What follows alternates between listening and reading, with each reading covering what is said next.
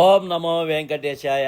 తిరుమలలో శ్రీవారిని మారిషస్ దేశ ప్రధానమంత్రి శ్రీ నవీన్ చంద్ర దామూలం సోమవారం సాయంత్రం తిరుమల శ్రీ వెంకటేశ్వర స్వామిని దర్శించుకున్నారు.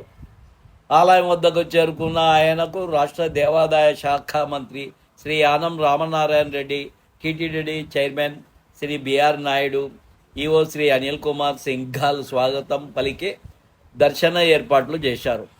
ముందుగా ధ్వజస్తంభానికి నమస్కరించిన అనంతరం ఆయన స్వామివారిని దర్శించుకున్నారు. దర్శనానంతరం రంగనాయకుల మండపంలో వేద పండితుల వేదాశీర్వచనం అందించగా టీటీడీ చైర్మన్, ఈవోలు తీర్థప్రసాదాలు అందజేశారు.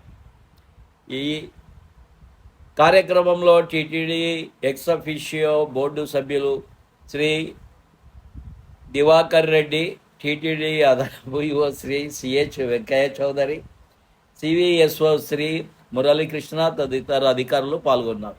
ఈ వీడియో నచ్చితే లైక్ చేయగలరు, షేర్ చేయగలరు, సబ్స్క్రైబ్ చేసుకోగలరు. ఓం నమో వెంకటేశాయ.